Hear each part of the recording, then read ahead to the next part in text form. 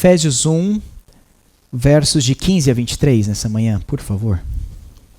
Efésios 1, versos de 15 a 23.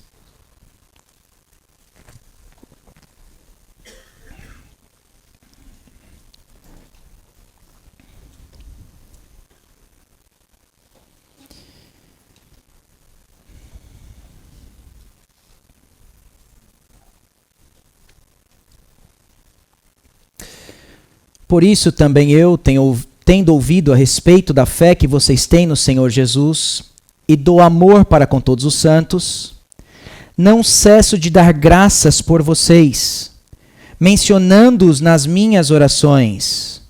Peço ao Deus de nosso Senhor Jesus Cristo, o Pai da glória, que conceda a vocês espírito de sabedoria e de revelação no pleno conhecimento dele.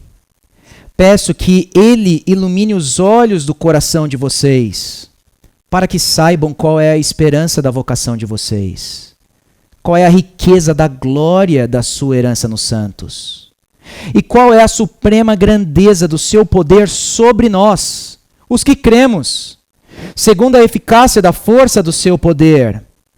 Ele exerceu esse poder em Cristo, ressuscitando-o dentre os mortos e fazendo sentar à sua direita nas regiões celestiais, acima de todo principado, potestade, poder, domínio e de todo nome que se possa mencionar, não só no presente século, mas também no vindouro. E sujeitou todas as coisas debaixo dos pés de Cristo. E para ser o cabeça sobre todas as coisas, o deu à igreja, a qual é o seu corpo, a plenitude daquele que a tudo enche em todas as coisas. Por que orar a um Deus soberano? Por que orar por circunstâncias se no final do dia é Ele quem decide todas elas? Você realmente acredita que a sua oração interfere no plano já definido e eterno de Deus, um Deus soberano? Será que a soberania de Deus não nos torna meros marionetes na mão do Criador? Por que você ora se Deus é soberano? Será que a soberania de Deus não é um contrassenso à oração? Ele já sabe tudo. Ele vai fazer de acordo com o seu plano. Por que você vai orar? Como é que você resolve essa tensão? Se você já leu sua Bíblia com cuidado, você já deve ter percebido que Deus é um Deus soberano nas Escrituras. Uma das melhores e maiores demonstrações que nós temos é quando Deus se revela a Moisés, em Êxodo capítulo 33, e Moisés está argumentando com Deus para que ele não abandone seu povo acabou de pecar no Monte Sinai. Moisés intercede, Deus muda de ideia, diz o texto, e Deus fala para Moisés, olha, então tá bom, eu vou com você. Aí Moisés vai então dizer, então mostre a sua glória para nós, revele quem você é. E aí você lembra, em Êxodo 33, verso 19, o Senhor vai mostrar quem ele é. O Senhor vai dizer, o Senhor respondeu, farei passar toda a minha bondade diante de você e lhe proclamarei o nome de Iavé. Terei misericórdia de quem eu tiver misericórdia, e me compadecerei de quem eu me compadecer. Em outras palavras, Moisés, você quer conhecer quem eu sou? Eu vou me revelar a você. Eu vou me revelar a você como um glorioso Deus. E ser Deus, ser Iavé é ser livre. Ser Deus é ter compaixão de quem eu quiser ter. Ser Deus é eu me compadecer de quem eu quiser.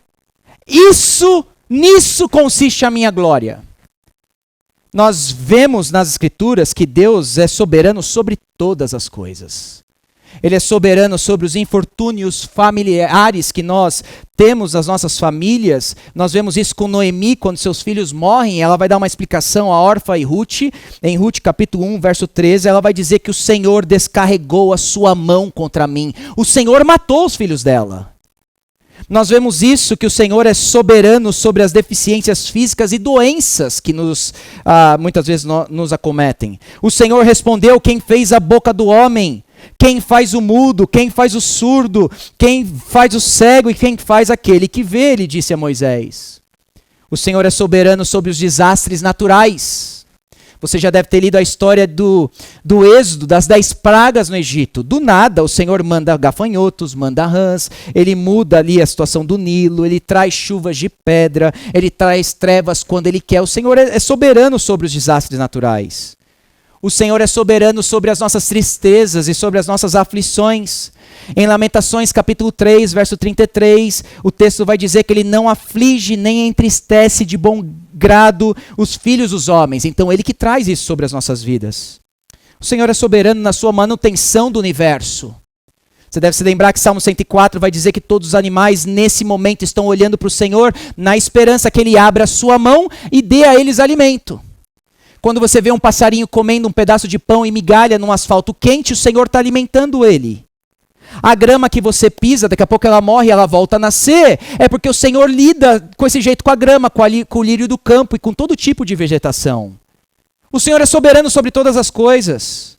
O Senhor é soberano sobre os nossos pecados. Em 2 Samuel, capítulo 24, a ira do Senhor é manifestada contra o povo de Israel. Então ele incita Davi a ir fazer aquele censo em Israel. Davi vai lá e peca. O Senhor é soberano sobre os nossos pecados.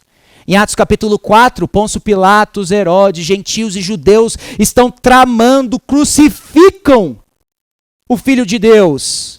Mas o texto vai dizer que eles fizeram simplesmente o que a mão e o propósito de Deus já tinha pré-determinado. O Senhor é soberano sobre as nossas decisões. Você pode lançar os dados, mas Ele quem vai dar o resultado. Você pode planejar no seu coração, mas Ele quem vai dirigir os passos. Do início ao fim da Bíblia, a Bíblia vai nos ensinar que Deus é soberano. E a pergunta permanece, por que você ora? Se Ele é soberano, por que você ora? E eu começo com essa tensão exatamente porque a oração tem sofrido debaixo da soberania divina. Não só recentemente, mas sempre sofreu. Alguns tentaram resolver essa tensão dizendo que, bom, se Deus é soberano e nós temos que orar, então vamos negar uma das possibilidades. E logo se negou então a soberania divina. Nós não somos meros marionetes, eles vão dizer, na mão de Deus. A soberania de Deus fere a nossa liberdade. Então nós oramos porque Deus não é soberano. Mas pense você orar a um Deus que não é soberano. Pense você ter que orar a um Deus que não é todo-poderoso, que não conhece todas as coisas. Que desespero você vai ter ao orar a um Deus que não é soberano. Uma outra possibilidade que o pessoal normalmente adota é sim, Deus é soberano, então vamos abandonar a oração. Ele sabe todas as coisas. Uma outra possibilidade que está na moda hoje em dia. Não, nós oramos, mas não para mudar as circunstâncias. Nós oramos para Deus mudar o nosso coração. Está na moda. Mas quando você vai ler o texto bíblico, você vai ver que homens e mulheres oraram para Deus mudar as circunstâncias, e as circunstâncias foram mudadas. Não só os corações. Ou então, uma quarta possibilidade, vão dizer que você pode orar ao Deus soberano, mas você só pode orar seja feita a tua vontade. Mas você sabe que nem sempre é assim que você ora. E muitas das vezes nós nem sabemos qual é a vontade divina. E nós temos que considerar Romanos capítulo 8, que mesmo as nossas orações mais imperfeitas, o Espírito clama junto conosco, pega essas orações mais imperfeitas, molda elas e então leva ao Pai. Por que nós oramos a um Deus soberano? E a resposta é simples. Nós oramos ao Deus soberano porque Ele determinou não só o fim de todas as coisas, mas o meio pelo qual Ele quer realizar todas essas coisas. O Deus soberano não só determinou que Ele vai trazer cumprimento aos seus planos, mas como Ele vai trazer esse plano à nossa existência. Deus ama abençoar o seu povo, mas Deus ama mais ainda abençoar o seu povo por intermédio da oração do seu povo. É maravilhoso você pensar isso. O Deus que é soberano e poderia trazer à existência qualquer coisa, realizar com seus planos, decidiu incluir eu e você nessa participação chamada oração. E o Deus que decidiu já o fim das coisas falou, é quando vocês orarem que eu vou trazer esse fim à existência. Porque o Deus soberano não só decidiu o final de todas as coisas, mas o meio pelo qual Ele vai trazer a existência dessas coisas. Você já leu em Apocalipse que o reino vai vir. Mas Jesus diz a nós que nós devemos orar para que o reino venha. Você lê em Paulo que Deus quem dá o crescimento à igreja. Mas Jesus nos ensina que nós devemos orar para que mais trabalhadores venham para a seara. Nós vemos que a salvação é um dom de Deus e Ele salva quem Ele quer. Mas coube a Deus salvar por um meio, diz Paulo, e o meio é pela loucura da salvação. Em outras palavras, nós oramos a um Deus soberano porque nós fomos chamados para trabalhar, fazer parte dessa realização que Deus quer para todas as coisas. E é exatamente essa dinâmica que nós vemos agora na carta de Efésios.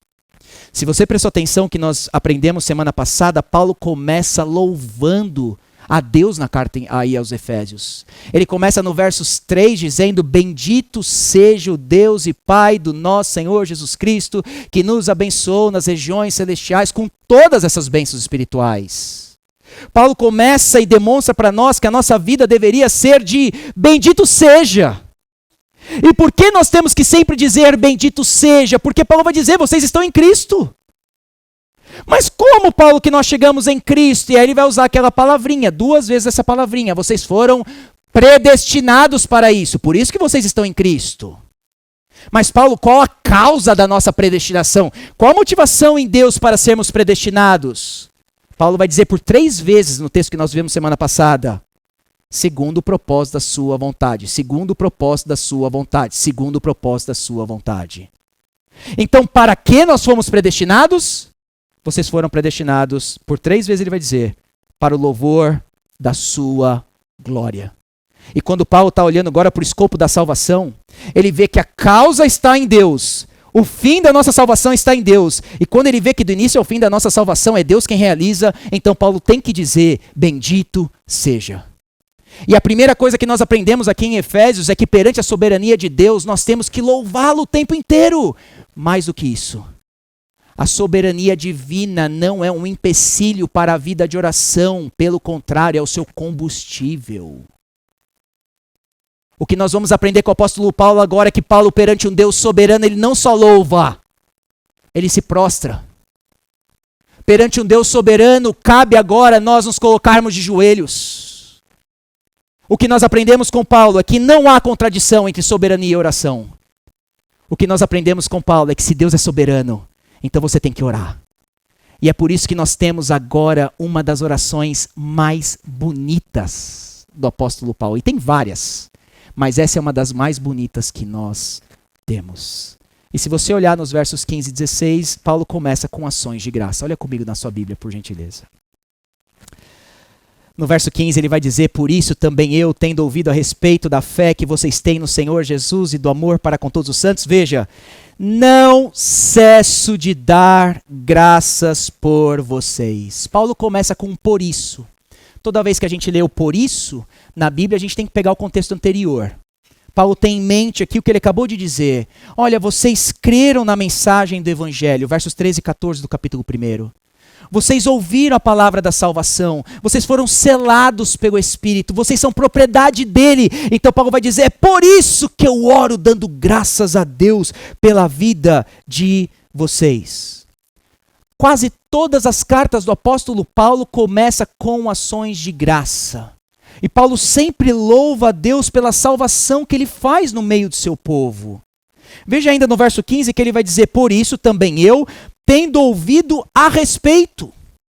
E aqui é curioso, porque Paulo esteve em Éfeso por 3 anos. Lembra de Atos 20, quando ele está despedindo ali dos presbíteros de Éfeso? Ele vai dizer, olha, por 3 anos eu estive com vocês, pregando de dia e de noite. Mas aqui ele não fala que ele viu isso. Ele fala que ele ouviu acerca da fé e do amor desses irmãos. Provavelmente ele está escrevendo para um grupo de pessoas que ele não conheceu pessoalmente. Mas quais são as 2 evidências que Paulo vê de uma salvação verdadeira na vida desses irmãos? Olha o verso 15.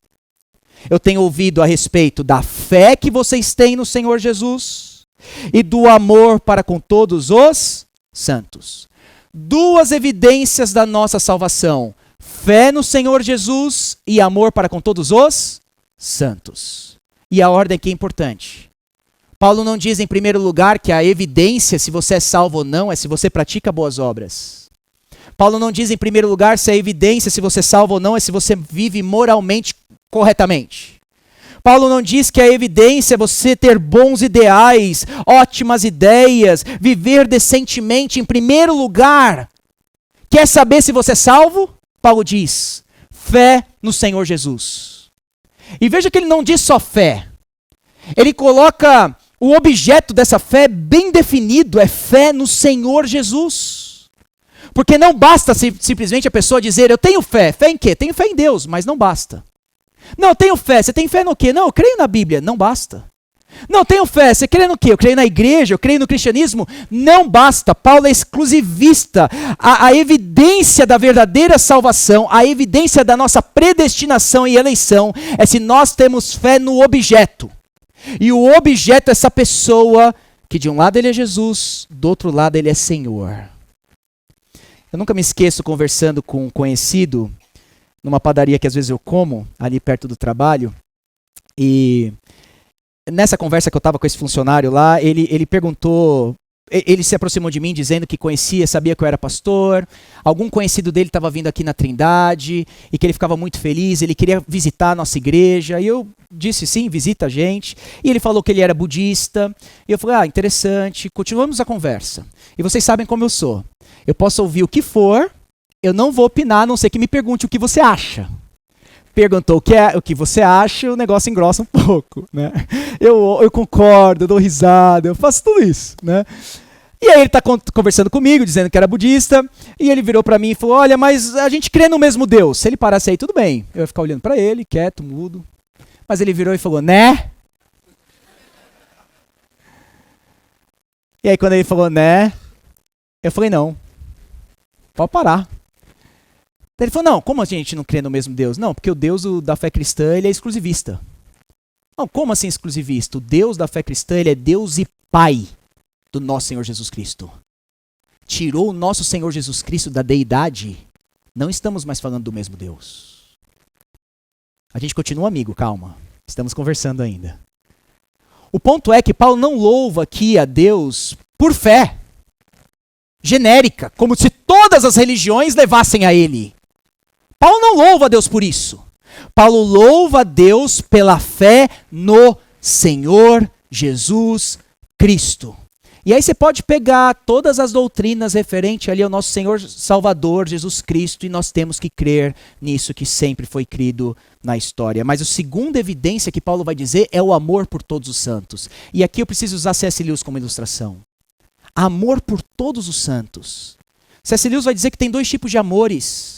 O amor necessidade, que é o amor que você tem por uma torneira quando você está com sede. Você já viu como você ama uma torneira quando você está com sede? Acabou de jogar bola, acabou de correr, daqui a pouco você vê uma torneira, você tem uma afeição por ela que você nunca pensou na sua vida. Você corre para ela, olha para ela com jeitinho, abre, massageia, bebe a água, matou a sua sede e você nunca mais vai pensar na torneira. Amor necessidade. Esse tipo de amor às vezes é experimentado. Casais destroem casamento por isso. Eu vou me relacionar com a pessoa simplesmente porque eu preciso de algo em troca, mas quando eu já tenho a minha necessidade suprida, tchau, próxima torneira. Mas não é esse tipo de amor que Paulo está falando por todos os santos, porque é por todos os santos. Não é só aqueles que você vai buscar em troca de necessidade. É algo sobrenatural isso daqui. Amor por todos os santos é o amor doação que C.S. Lewis vai dizer. Que é o amor que o pai tem por um bebê recém-nascido. O bebê não está nem aí para o pai, só quer saber da mãe, mas o pai está ali, cuidando do bebê, se doando a ele. É amor doação, não vai receber nada em troca. É o amor de uma esposa que tem pelo seu marido quando ele está um vegetal na cama de hospital. Ele não dá mais nada a ela, mas ela ainda está ali sendo fiel a ele, servindo ele. É esse tipo de amor, doação que Paulo tem em mente. Quer saber se vocês são salvos? Fé no Senhor Jesus e amor não só para aqueles preferidos da comunidade, amor por todos os santos. Não só do mesmo nível social que você, não só os mais intelectuais, não só os mais abastados da comunidade, não só os que têm as mesmas preferências e gostos, por todos, e esse tipo de amor só pode ser experimentado, Romanos 5,5, quando o Espírito Santo agora derrama desse amor sobrenatural nos nossos corações e nós transbordamos desse amor, não necessidade, do amor doação. Quando nós experimentamos fé em Cristo Jesus e amor para com todos os santos, aí nós podemos dar graças, porque há salvação no nosso meio. Por isso que o verso 16, ele vai dizer, não cesso de dar graças por vocês. Meus irmãos, antes de eu mover para o próximo ponto aqui, nós oramos dessa forma. Nós oramos pelo que temos visto aqui na Igreja da Trindade. Nós nos acostumamos com a classe de membros cada vez sempre mais cheia. Você ora agradecendo a Deus. Deus, nós te damos graças. Por quê? Porque tem fé no nosso meio. Tem amor por todos os santos. Esse tipo de oração, esse tipo de conteúdo faz parte das nossas orações. Paulo começa com uma escola de oração para a gente. Dou graças porque eu vejo fé e amor por todos os santos. E aí agora vem o segundo bloco da oração dele.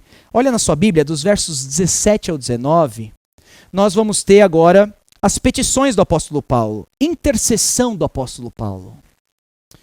No verso 17, veja que Paulo começa orando ao Deus de nosso Senhor Jesus Cristo, e esse Deus é o Pai da glória, diz ele. Se nós pegarmos as orações que nós temos na Bíblia, a maioria delas são direcionadas ao Deus Pai. Nós sabemos que nós podemos orar ao Deus Filho diretamente, nós podemos orar ao Deus Espírito, mas normalmente o padrão bíblico, a oração é direcionada ao Deus Pai, como Paulo faz aqui, peço ao Deus, mediada por Jesus Cristo no poder do Espírito. Veja que Paulo vai dizer, eu peço ao Deus de nosso Senhor Jesus Cristo. No Antigo Testamento, lembre as orações dos santos, o fulano ou ciclano oraria ao Deus de Abraão, de Isaac e Jacó, porque eles eram os mediadores daquela aliança. Agora no Novo Testamento nós temos o Senhor como mediador da nova aliança, e quando Paulo vai orar, ele sabe que o único acesso que ele tem ao Pai e benefício em sua oração e resposta é mediante o mediador da nova aliança, chamado Jesus. É em Cristo que nós fomos abençoados nas regiões celestiais. É em Cristo que nós fomos predestinados desde a fundação do mundo. É em Cristo que nós fomos adotados como filho. É em Cristo, diz Paulo, que nós temos a redenção. É em Cristo que nós temos remissão. Por isso que Paulo, quando vai se aproximar a Deus em oração, ele tem que citar Jesus. Mas ele diz, eu peço ao Deus de nosso Senhor Jesus Cristo, o Pai da glória. A única expressão que aparece em toda a Bíblia, o Pai da glória, é essa. O Pai da glória significa que ele é glorioso. Significa que ele é a fonte de toda a glória. Ele é a origem de toda a glória. Ele tem prazer em se revelar mais e mais. E Paulo escolhe o adjetivo aqui, certeiro para Deus. Porque Paulo escolhe chamar Deus de Pai da glória, que ele tem prazer em se revelar mais e mais. E é exatamente isso que ele vai pedir na sua oração. Ele vai pedir por iluminação, por mais revelação e por mais glória. Por isso que ele escolhe esse adjetivo para Deus. E veja o que ele diz aí no verso 17. Eu peço ao Pai da glória que conceda a vocês espírito de sabedoria e de revelação no pleno conhecimento dele. Em outras palavras, eu estou orando para vocês, igreja, para que vocês conheçam mais dele. E a boa notícia é que ele é o Pai da glória. A boa notícia é que ele gosta de se revelar. Ele gosta de mostrar mais de quem ele é a vocês. Só que Paulo vai dizer, isso não acontece naturalmente. Nós precisamos do espírito de sabedoria e de revelação. Aqui tem todo um debate em cima do texto, se o espírito de sabedoria e revelação é o nosso espírito ou é o Espírito Santo. Eu fico aqui com o texto dizendo que o espírito aqui em vista é o Espírito Santo. Toda vez que a palavra revelação aparece, não é o ser humano que revela algo, mas é Deus que vem e revela. Isso acontece também no livro de Efésios. Jesus disse que o Espírito é o Espírito da verdade. E Paulo tem essa noção, essa consciência. Se Deus vai se revelar mais a nós, nós precisamos que o Espírito, que é de sabedoria e de revelação, nos revele mais a Ele. Por isso que no verso 18, ele vai dizer, eu peço que Ele ilumine os olhos do coração de vocês, para que vocês tenham, então, esse conhecimento dele. Gente, há sempre mais de Deus para desfrutarmos. É triste nós vermos cristãos hoje em dia que não buscam esse tipo de experiência. Eles foram do verso 3 a 14. Eu já fui predestinado em Cristo. Eu já tenho todas as bênçãos. Eu já fui eleito, meus pecados estão perdoados. Eu não preciso de mais nada. Paulo não está satisfeito ainda nessa situação. Paulo está dizendo, o Pai da glória ainda se revela a você. Peça mais o Espírito de Deus, o Espírito de sabedoria, o Espírito de revelação. Peça mais, Ele quer se revelar mais ainda a você. Há mais de Deus para experimentarmos. Há mais de Deus para conhecermos. E aí, caminhando para o final, Paulo vai fazer 3 pedidos especiais a essa comunidade. O primeiro pedido é que eles conheçam a esperança da vocação. Olha o verso 18 comigo na sua Bíblia. Peço que Ele ilumine os olhos do coração de vocês, agora, para que saibam qual é a esperança da vocação de vocês. Vocação, vocês sabem, é o que nós chamamos na teologia de chamado eficaz. Você tem que invocar a Deus para ser salvo, mas a sua invocação é uma resposta ao chamado que Ele faz na sua vida. É por isso que você respondeu invocando Ele. O exemplo que eu uso, 2 pessoas entram no culto. O mesmo sermão, o mesmo contexto. Elas entram no mesmo estado. De repente, uma sai com vida e a outra não. O que aconteceu? Vocação. Chamado eficaz. No meio da pregação, o Espírito Santo vai soberanamente, soprando onde Ele quer e chama essa pessoa à vida. Vocação.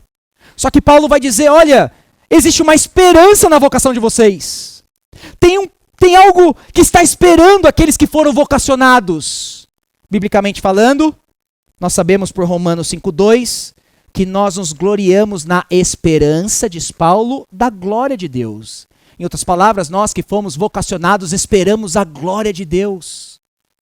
Paulo vai dizer em Colossenses 3, verso 4, que quando Cristo se manifestar, nós também seremos manifestados com Ele em glória. Nós não só esperamos a glória de Deus, mas nós seremos transformados em glória.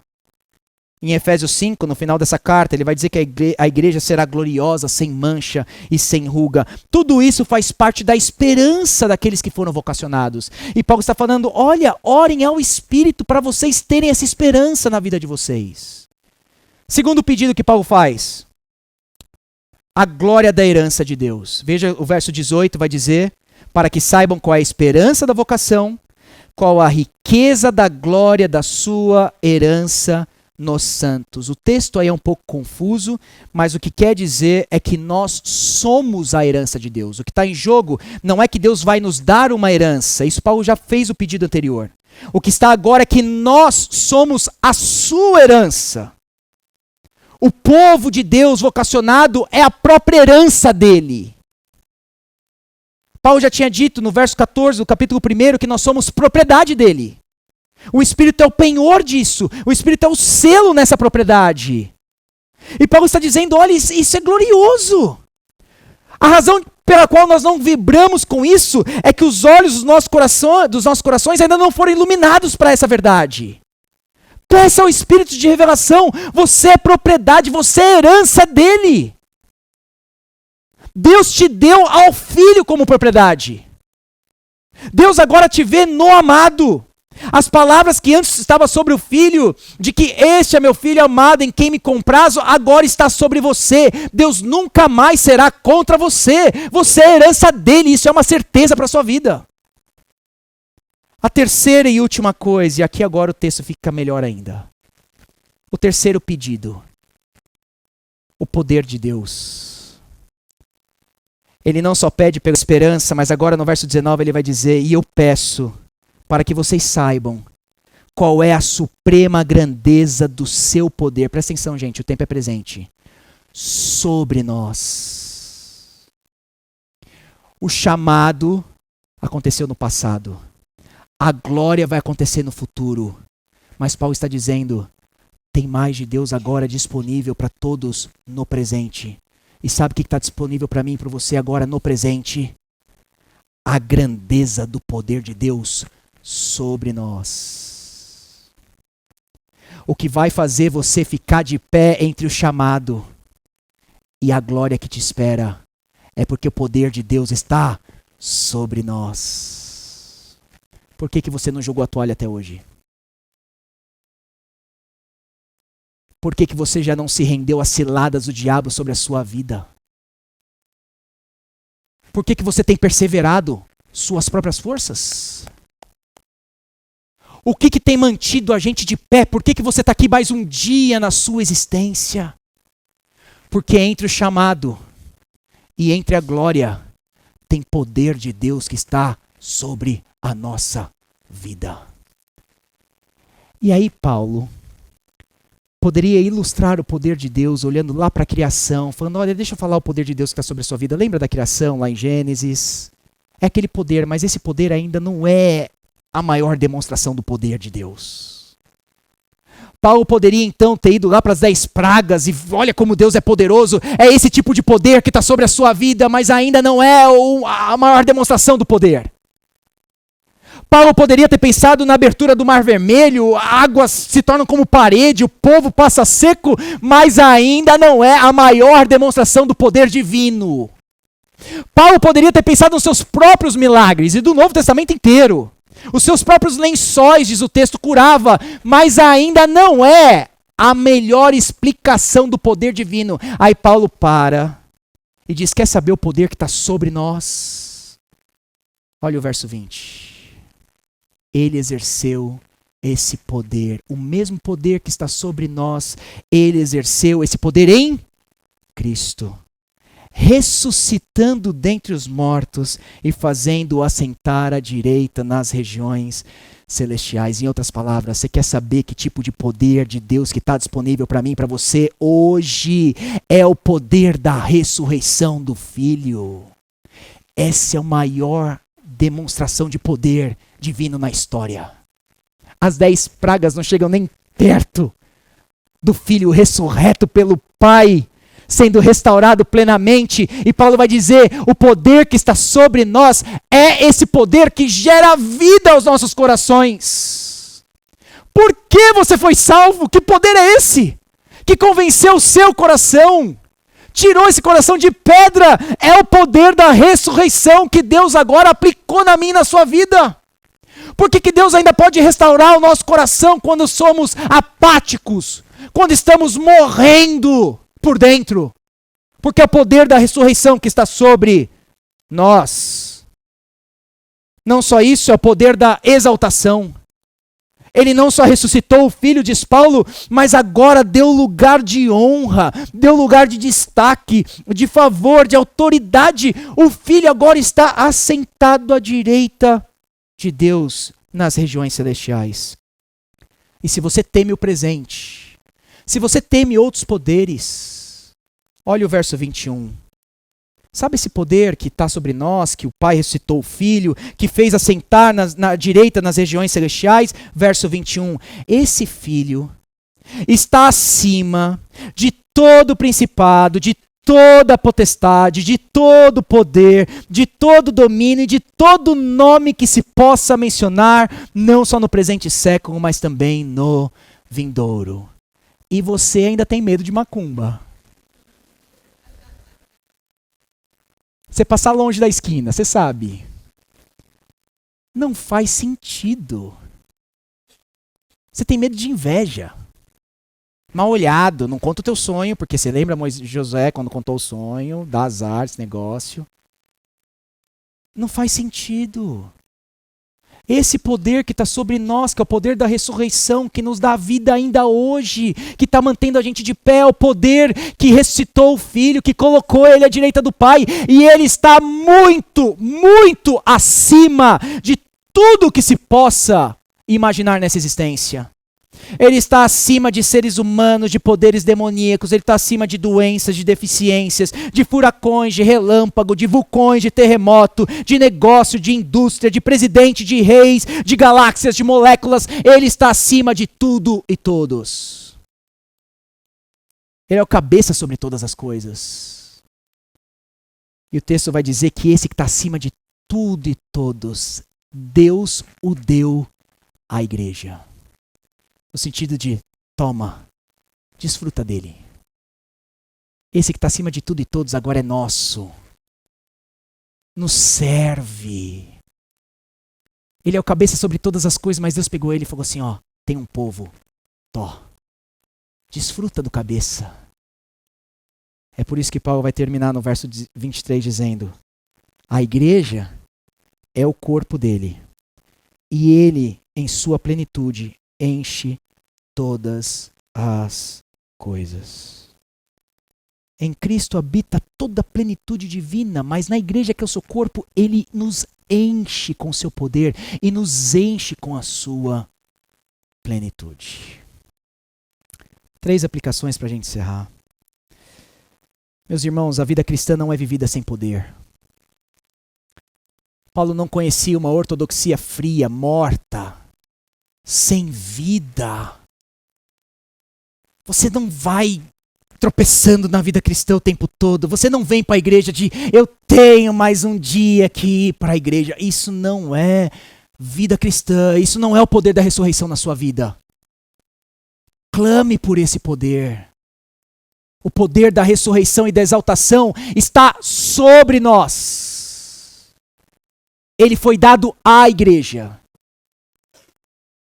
Segundo lugar, se Paulo ora para que a gente conheça mais de Deus, então nós devemos fazer disso o alvo da nossa vida. Nós devemos fazer do púlpito dessa igreja simplesmente o que temos feito para que nós mais e mais conheçamos ainda mais de quem Deus é. Ore para que Deus abra os olhos dos nossos corações, para que a gente conheça mais dele. Ele é o Pai da glória, ele ainda se revela mais a você. Tem mais dele para você. Em terceiro lugar, você tem fé no Senhor Jesus Cristo e amor por todos os santos? Se você não tem essas evidências na sua vida, você está debaixo de outro poder, do poder do pecado e da condenação dele. Mas se nessa manhã você clamar ao Senhor Jesus, ressurreto, exaltado, Rei dos reis, Senhor dos senhores, por esse poder na sua vida, você vai ser liberto e você resolveu o problema da sua eternidade. Que nossa igreja seja uma igreja de pessoas que conhecem a Deus e estão cheias do poder da ressurreição. Que Deus nos abençoe. Vamos orar.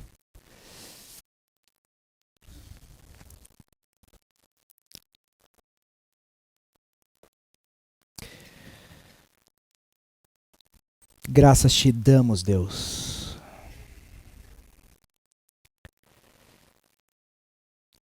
Porque toda a nossa existência é sustentada pelo Senhor. No passado o Senhor nos chamou. No futuro seremos sustentados para desfrutar da tua glória. E no presente temos o poder da ressurreição sobre nós. Temos da tua vida. Graças te damos, Deus, por essa realidade. Não a nós, nenhuma glória a nós. Louvado seja o teu nome pelo teu trabalhar nas nossas vidas. Louvado seja o teu nome pela maior demonstração de poder na história realizada no teu Filho. Porque o Senhor deixou claro que a morte não pertencia a Ele, não era a palavra final na vida dele. O Senhor o ressuscitou, o Senhor lhe deu um lugar de honra e destaque, e o Senhor o deu à igreja. Graças te damos, Pai, por isso. Nisto consiste a nossa esperança. Nisso consiste a nossa salvação. Senhor, dá-nos mais esse poder. Revela mais a tua glória a nós. Vem mais a nós com teu Espírito. Vivifica a igreja da Trindade mais e mais com esse poder genuíno da ressurreição. Que a graça do Senhor Jesus, que o amor de Deus Pai e a comunhão do Espírito Santo seja com o povo aqui na Igreja da Trindade, com todo o povo de Deus, hoje e sempre. Amém e amém.